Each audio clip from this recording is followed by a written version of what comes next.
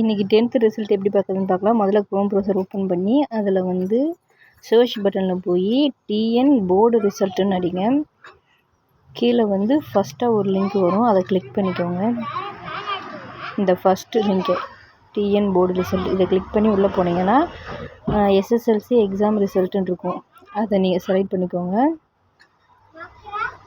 பதிவு எண், roll number அதை போட்டுட்டு அதுக்கப்புறம் பிறந்த தேதி. ரோல் நம்பர் பார்த்திங்கன்னா ஒரு 6 நம்பர் 7 நம்பர் அந்த மாதிரி வரும். அந்த நம்பரை முதல்ல டைப் பண்ணிக்கோங்க. அதுக்கப்புறம் பிறந்த தேதி போடணும். அந்த பிறந்த தேதி இப்போ என்னென்னா 27/08/2008. இப்போ நான் பார்க்குறது மாமாவோட அக்கா பையனோட ரிசல்ட்டு, எங்கள் வீட்டுக்காரோட அக்கா பையன் ரிசல்ட்டு. இப்போ நான் அந்த ஒரு 0 மிஸ் பண்ணனால எனக்கு அந்த ரிசல்ட்டு வரல. அதனால் நீங்களும் கரெக்டாக அந்த 0 போட்டு ஸ்லாஷ் போடணும். நீங்கள் இந்த மைனஸு கோடு அந்த மாதிரிலாம் எதுவும் போடக்கூடாது, கரெக்டாக அந்த ஸ்லாஷ் தான் போடணும். பாருங்கள், நான் 8 போட்டு 2008 போட்டேன். இப்போ மதிப்பெண் பெருகன் அந்த கிளிக் பண்ணால் வர மாட்டேங்கிடுச்சு.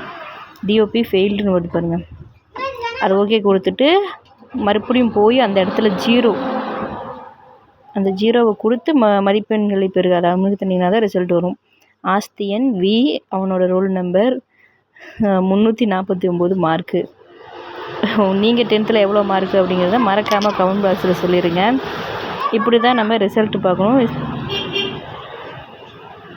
10th பாஸ் பண்ண எல்லாருக்கும் வாழ்த்துக்கள். ஃபெயில் ஆனாலும் கவலைப்பட